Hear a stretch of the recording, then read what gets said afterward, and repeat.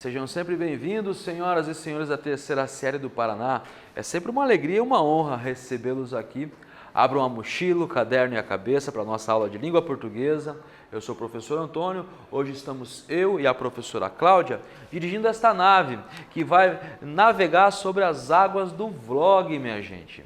A gente vai conhecer o gênero vlog, discutir variedades linguísticas próprias deste gênero e reconhecer orações subordinadas, substantivas, completivas, nominais e apositivas. Sim, a gente vai entrar no período composto aí e nesta subordinação entre as orações, né? É um tema delicado, mas a gente vai junto e vai tranquilo. Pois bem, eu trouxe para vocês aqui a transcrição de um vlog de uma vlogueira bastante conhecida na internet, né? É a Júlia Tolesano, chamada também de Juju, ou do canal Juju Prazer, né?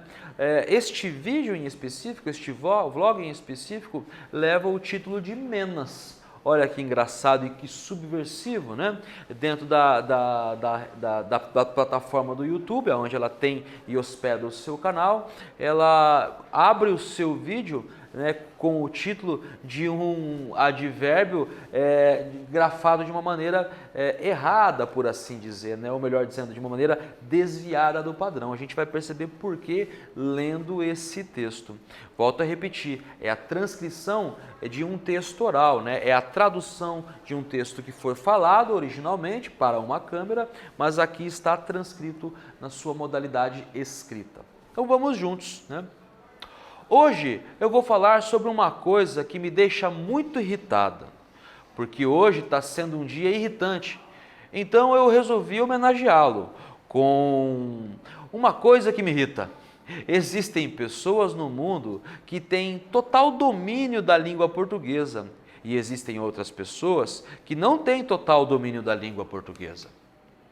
Quando uma pessoa com quem você está discutindo comete um erro de português, isso significa que todo o embasamento dela para fazer a argumentação X não faz mais sentido? Já que o erro de português que ela cometeu diz mais sobre a discussão do que os argumentos por ela proferidos, né? E aí, como é que resolve essa questão? Porque erros de português vão acontecer na internet, principalmente no Twitter, que você não tem caracteres o bastante para acertar no português, né? Discussões não podem depender de erros gramaticais, elas têm que depender de boas argumentações.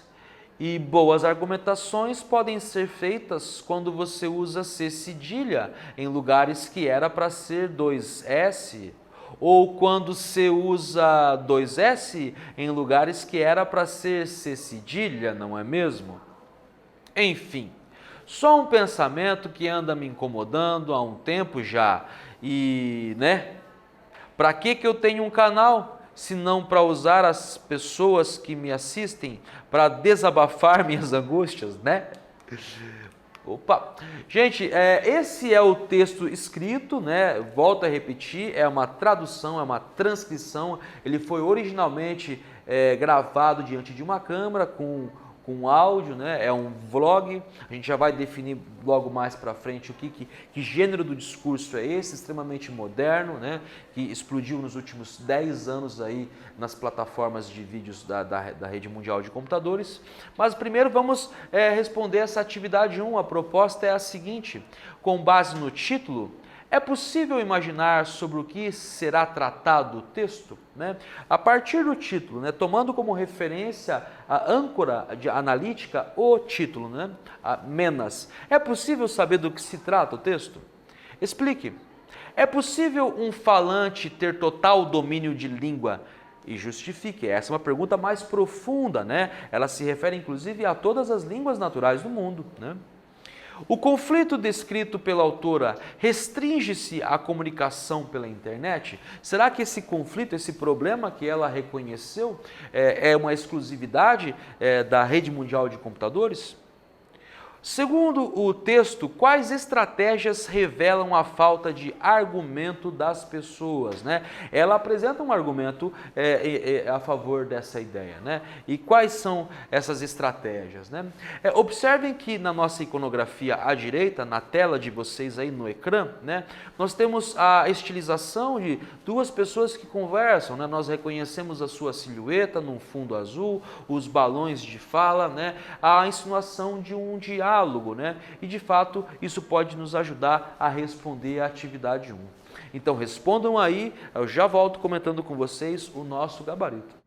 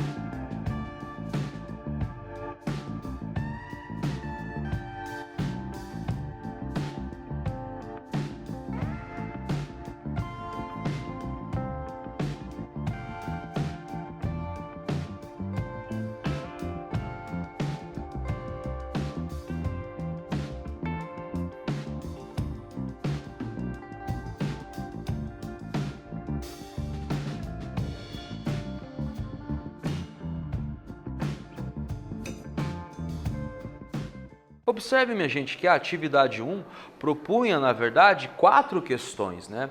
Era uma atividade bastante exigente para esse primeiro momento da aula. Atentem que a primeira questão, né, com base no título, é possível imaginar do que vai se tratar o texto? Era a pergunta 1.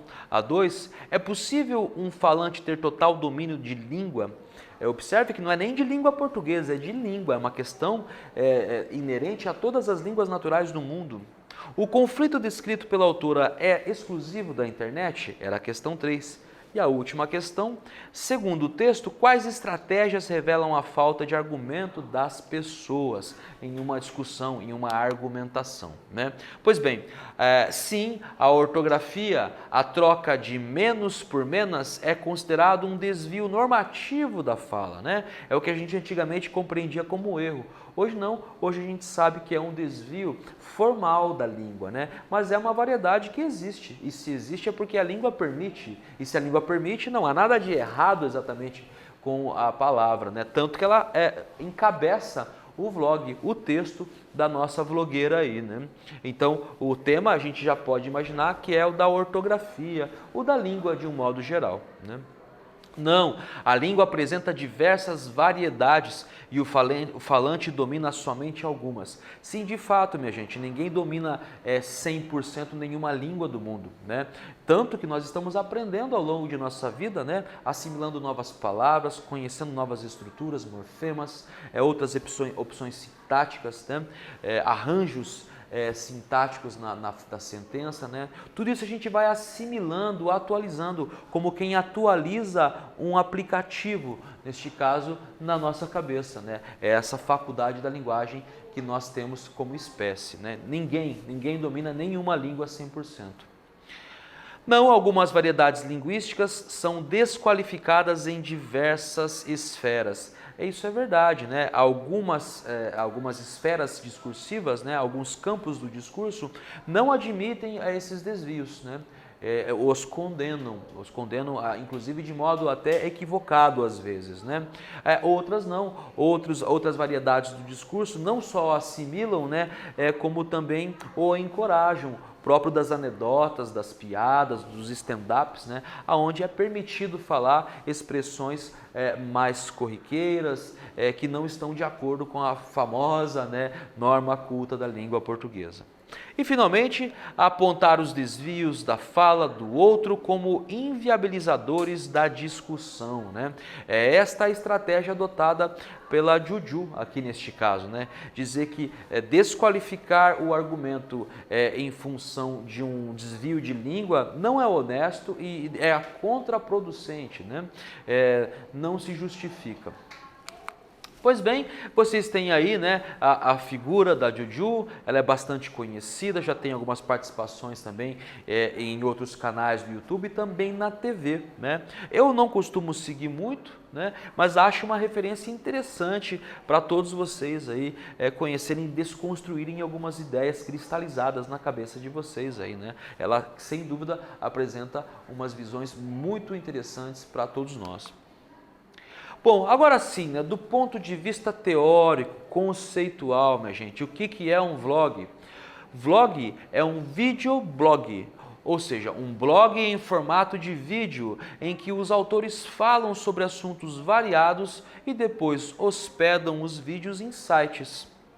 Um canal de vídeos na internet pode veicular diversos gêneros, como entrevista, comentário, conversa, entre outros. O vídeo de um vlogueiro que apresenta opiniões pode ser chamado vlog de opinião, né? Este gênero surgiu recentemente, né? E ele é justamente uma corruptela, a gente chama de vlog, a corruptela de videoblog, né? Essa assimilação entre um texto de opinião, um texto mais crítico e o vídeo, esse suporte, essa mídia do vídeo. Vamos agora à nossa atividade 2, né? Novamente nós temos 4 perguntas. 1. O fato de ser um vídeo na internet ofereceu à vlogueira chances de planejar sua fala? Justifique. Por que o vlogueiro edita o vídeo antes de postá-lo? Essa é uma pergunta muito importante. 3. Por que o vlogueiro opta por deixar certas ocorrências, como hesitações e retificações, na versão final? E, finalmente, Juju elaborou um roteiro para a gravação e editou o vídeo. Explique, né? Observem que nós temos na nossa iconografia uma espécie de metalinguagem, a fotografia de uma máquina fotográfica ou mesmo de uma câmera de vídeo. Respondam aí, eu já volto comentando com vocês estas 4 questões da nossa atividade 2.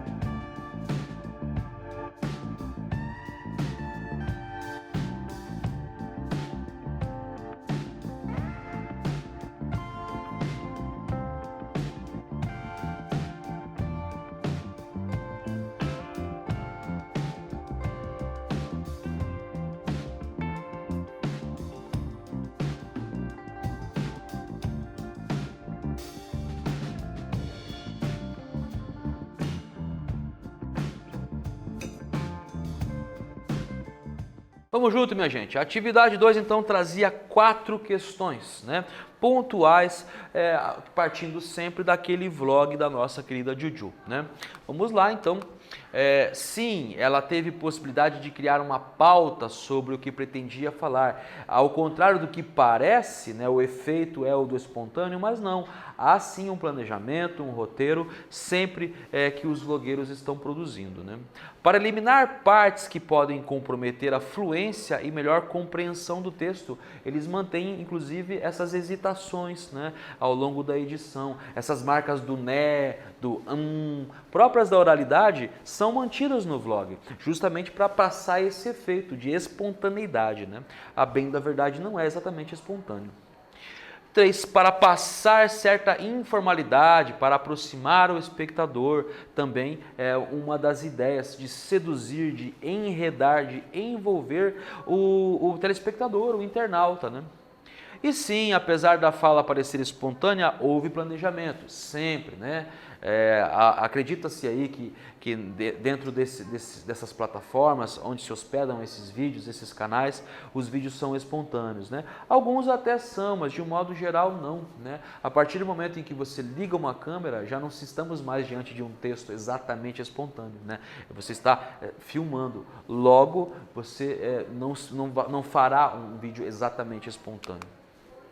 Bom, vamos agora à parte mais delicada da nossa aula, né? Estamos falando da sintaxe, e justamente da sintaxe aí dos períodos compostos por subordinação, aonde as orações são dependentes, né, uma da outra, né? Uma se subordina à outra. A subordinada sempre está se subordinando à oração principal. Observem o recorte aqui. A vlogueira não tinha dúvida de que aquele argumento era incoerente. Veja, algumas questões para que a gente possa pensar. Quais os verbos aqui desse nosso material linguístico, dessa nossa frase, né? Quais são os verbos? Eu preciso, em primeiro lugar, quando vou fazer uma análise sintática, reconhecer os verbos, mapear os verbos. Inclusive, são eles os critérios para que eu possa classificar se o período é simples, que só tem um verbo ou locução verbal, ou composto, né, de 2 ou mais verbos ou locuções verbais. Quantas orações há? É justamente o critério da presença dos verbos, do número, da quantidade de verbos, né? As orações são independentes entre si para a compreensão completa. Se elas são independentes, elas são chamadas de coordenadas, né? A gente vai ver que neste caso aqui, não, né? A vlogueira não tinha, olha o verbo em destaque aí, dúvida de que aquele argumento era incoerente. Nós estamos destacando aqui os dois verbos para vocês, né?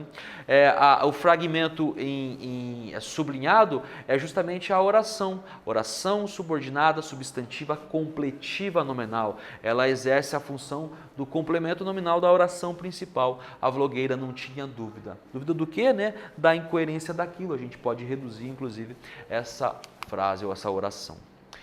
Outro exemplo, muita gente desconhece um fato inquestionável, que a língua varia. Olha que interessante, né? Embora não parta exatamente do texto que nós discutimos até aqui, parte de uma ideia ali apresentada, né?